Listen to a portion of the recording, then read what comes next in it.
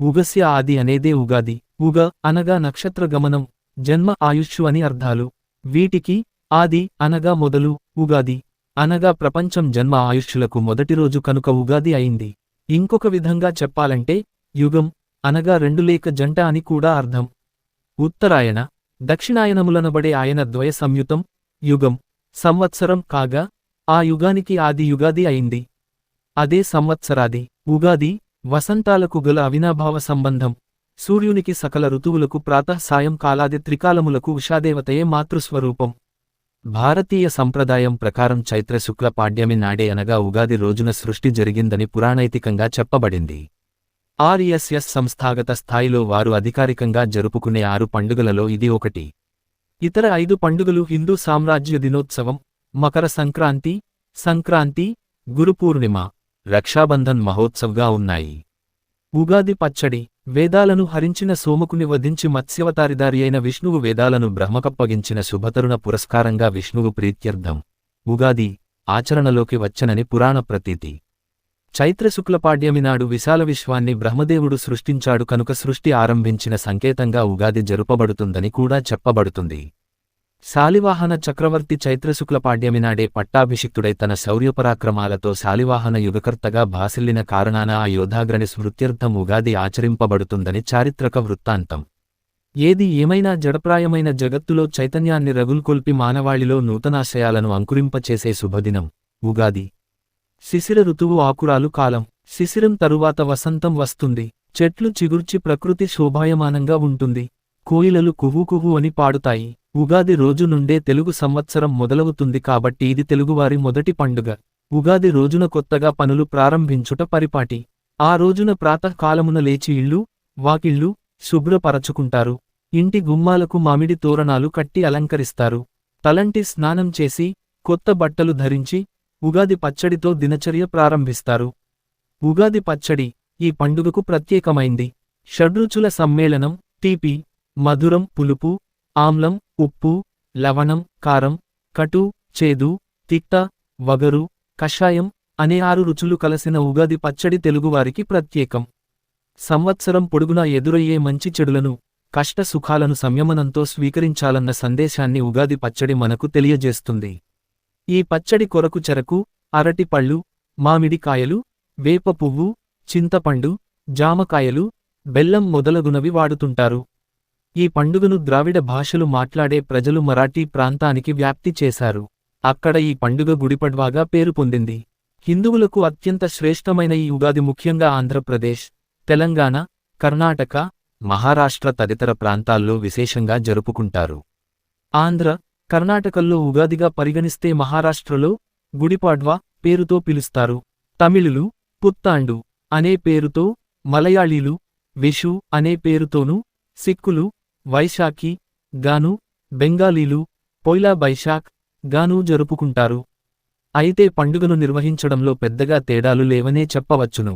ఆంధ్రప్రదేశ్లో ఉగాది రోజున పంచాంగ శ్రవణం జరుపుట ఆనవాయితీగా వస్తుంది. ఆ సంవత్సరంలోని మంచి చెడులను, కందాయ ఫలాలను, ఆదాయ ఫలాయాలను స్థూలంగా తమ భావి జీవిత క్రమం తెలుసుకుని దానికనుగుణమైన నిర్ణయాలు తీసుకోవటానికి ఇష్టత చూపుతారు. ఇట్లు ఉగాది పండుగను జరుపుకుంటారు. ఉగాది సంప్రదాయానుసారంగా రైతులను గౌరవించే వేడుకగా చెప్పడం జరిగింది. రైతులతో పాటుగా తెలుగువారు ప్రతి ఒక్కరు కూడా తమదిగా భావించే పండుగ ఉగాది పర్వదినం. ఉగాది పచ్చడి. బాపట్ల జిల్లాలలో చేసే ఉగాది పచ్చడి చాలా రుచిగా ఉంటుంది. దీనికి కావలసిన పదార్థాలు: వేప పువ్వు 1 కప్పు, బెల్లం పొడి -1 కప్పు, కొబ్బరికోరు 1 కప్పు, బాగా మగ్గిన అరటిపండ్లు -6, మామిడికాయ 1, కొత్త కారం చిటికెడు, ఉప్పు అర స్పూను, శనగట్నాల పప్పు పొడి 1 కప్పు, చింతపండు, నిమ్మకాయ, కొద్దిగా చెరుకు ముక్కలు, వేయించిన వేరుశనగ పప్పు అరకప్పు. చింతపండులో నీళ్లు పోసి పులుసు తీయాలి. అరటిపండు తొక్కలు తీసి చిన్న ముక్కలుగా తరగాలి. మామిడికాయ తొక్క తీసి చిన్న ముక్కలుగా తరగాలి. చింతపండు పులుసులో బెల్లం వేసి కరిగే వరకు కలపాలి. వేపపువ్వు తప్పించి మిగిలిన పదార్థాలన్నీ వేసి బాగా కలపాలి. ఆఖరున వేపపువ్వు కలపాలి. యుగయుగాల ఉగాది. అరటి పండ్లు. రామాయణంలో చైత్రం 12వ నెల. రాముడు ఋతువులన్నీ గడిచి 12వ నెల అయిన చైత్రమాసంలో శుద్ధ నవమినాడు జన్మించినట్లు బాలకాండలో ఉంది. తతశ్చ ద్వాదశే మాసే చైత్రే నావమికే తిథౌ దీనిని బట్టి రామాయణ కాలంలో వైశాఖ ప్రారంభమే సంవత్సరాది. మార్గశిర పుష్య మాసాలున్న హేమంతంతో సంవత్సరం ప్రారంభమని కౌత్యుడు మతం. అమరసింహుడు అమరకోశము కాలవర్గంలో మార్గశిర పుష్య మాసాలతోనే మొదటి ఋతువని అన్నాడు. మార్గశిర మాసానికి ఆగ్రహాయనిక అనేది పర్యాయ పదం. ఆగ్రంలో హాయనం కలది అంటే సంవత్సరమంతా ముందుండేది, లేక సంవత్సరాగ్రంలో ఉండేది. అంటే మన సంవత్సరాది మార్గశిర పుష్య, మాఘ, ఫాల్గుణ, చైత్ర, వైశాఖాల వరకు డేకుతూ వచ్చిందనడం స్పష్టం. అంటే ఆశ్వీజామావాస్య కార్తీక పూర్ణిమ, మార్గశిర పుష్యాలలో సంక్రాంతి పండుగ, మాఘ పూర్ణిమ, ఫాల్గుణ పూర్ణిమ, హోలీ పండుగ, వసంత పంచమి, వైశాఖ పౌర్ణమి ఇవన్నీ సంత్సరాదులే. రామాయణంలో అన్నట్లు వైశాఖంలో సంవత్సరం ప్రారంభించే ఆచారం వల్లనే కాబోలు నేడు ఉత్తరాపథంలో సూర్యమాన సంవత్సరాదికి వైశాఖి అనే వ్యవహారం ఉంది. భారతంలో చైత్ర వైశాఖ మాసాలు వసంత ఋతువనే గణన ఉంది. భవిష్య పురాణంలో యుగాదులను గూర్చిన వర్ణన కూడా సంవత్సరాది వైవిధ్యాన్ని ధృవపరుస్తాయి. కృతయుగం వైశాఖ తృతీయనాడు, త్రేతాయుగం కార్తీక నవమినాడు, ద్వాపరయుగం ఆశ్వీజ త్రయోదశినాడు, కలియుగం ఫాల్గుణ పౌర్ణమినాడు పుట్టాయని కృష్ణుడు ధర్మరాజుకు చెప్పినట్టు వీటిని యుగాదులంటారని అన్నట్టు ఉంది. యుగాదయశ్చ కథ్యంతే తథైత అస్సర్వసూరిభి. మరి ఈ దినమే ఉగాది ఎలా? ఋతువులు కాలధర్మంతో సంబంధించినవి కనుక సాయనాలు ఎప్పటికప్పుడు కదిలిపోతుంటాయి విషువత్తుని బట్టి. విషువత్ మారినా మనం ఇప్పటికీ చైత్ర వైశాఖ మాసాలు వసంతృతువు అంటున్నాము. రామాయణ కాలంలో వైశాఖ జ్యేష్ఠాలు వసంతం, భారతకాలంలో విషువత్ చలించడం వల్ల చైత్ర వైశాఖ మాసాల్లో పడ్డది. అంటే భారతకాలంలో విషువత్ మృగశిరంలో వచ్చి వరాహమిహిరుని కాలానికి అశ్విన్యాదికి చలించింది. కనుకనే విష్ణుపురాణం మేషాదౌచ్ మృగాదౌచ్ మైత్రేయ విషవ స్థితాః అని చెప్పింది. తర్వాత మారుతూ వచ్చిందనే కదా. నేడు మాఘమాసంతోనే వసంతృతువు ప్రారంభమవుతుంది. చైత్ర వైశాఖ మాసాలలో ఎండలు. నేడు ధర్మసింధువుకారుడు ఉగాది కాలానికి వేపకొళ్ళు తినడం చేయమన్నాడు. కాని మన ఉగాది కాలానికి వేపచిగుళ్ళు ముదిరి పూత కూడా రాలిపోయి పిందెలు పుడుతున్నాయి. వరాహమిహిరుడు క్రీస్తుశకం 5వ శతాబ్దివాడు. తనకు కొన్ని శతాబ్దాల ముందే విషువత్ మృగశిర నుండి అశ్వినీ నక్షత్రం ప్రథమపాదానికి రావడం గుర్తించాడు. వేదాంగ జ్యోతిష్య కాలం కంటే ప్రాచీనమైన బ్రాహ్మణాల కాలంలో వసంత విషుక్కాలం కృత్తికా నక్షత్రంలో సంభవించిందని పరిశీలించాడు.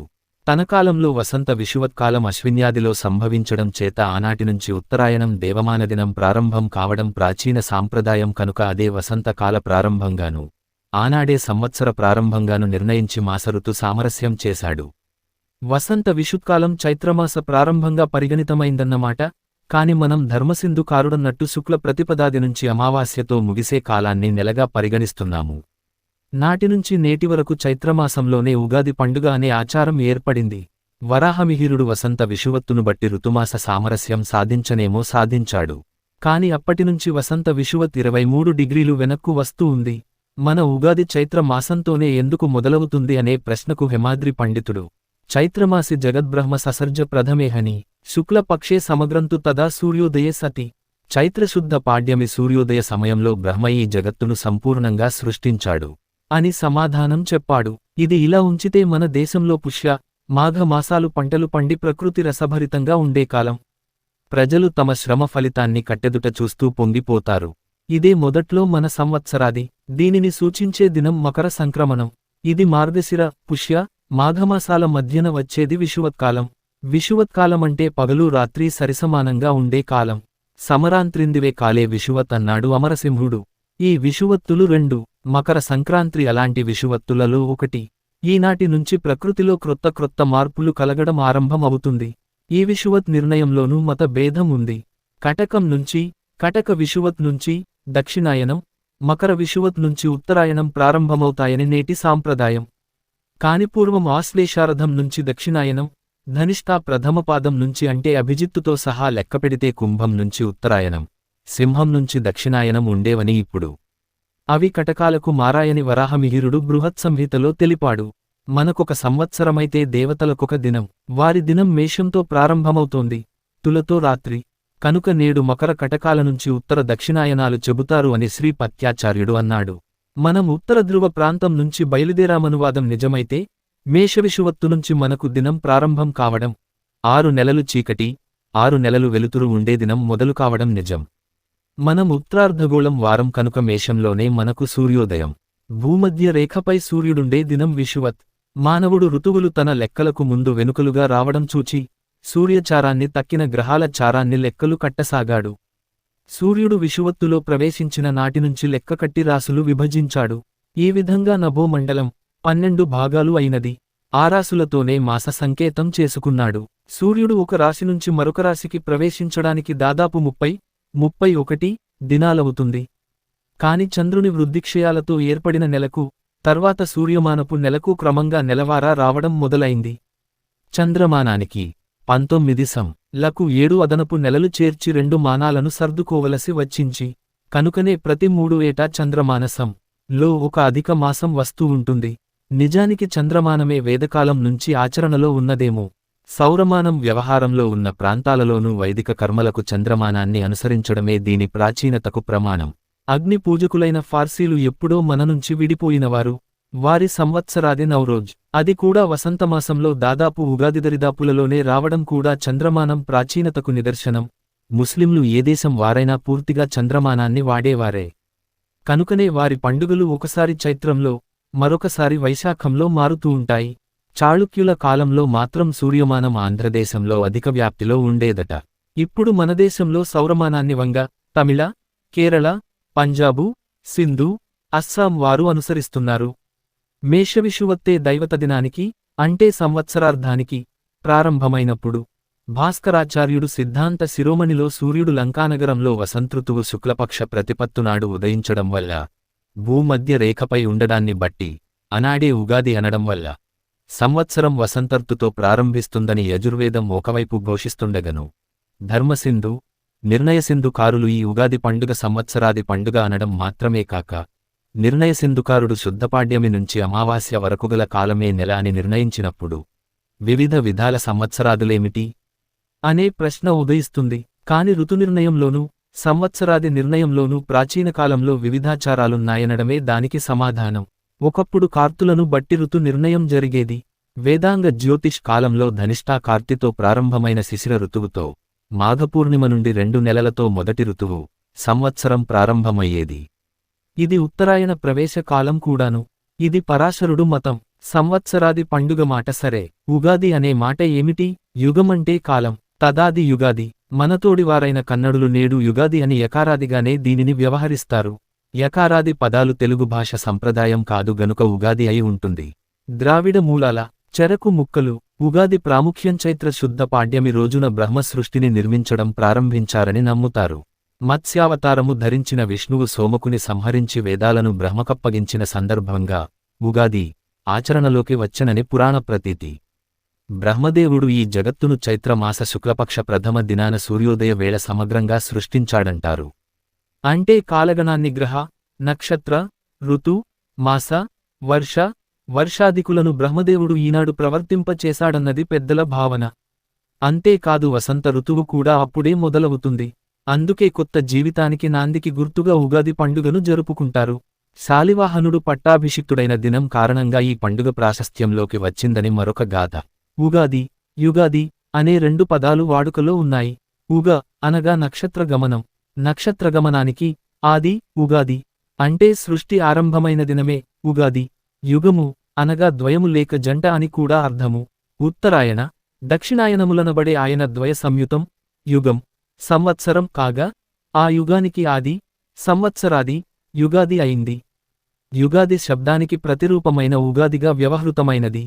ఒక్క తెలుగు సాంప్రదాయంలోనే కాక మరాఠీలు గుడి పడ్వాగాను, తమిళులు పుత్తాండు అనే పేరుతో, మలయాళీలు విషు అనే పేరుతోనూ, సిక్కులు వైశాఖి గాను, బెంగాలీలు పోయిలా బైశాఖ్ గాను జరుపుకుంటారు. ఉగాది పచ్చడి ఈ రోజున వేపపువ్వు పచ్చడి, పంచాంగ శ్రవణము, మిత్రదర్శనము, ఆర్యపూజనము, గోపూజ, ఏరువాక అనబడే ఆచారాలు పాటిస్తారు.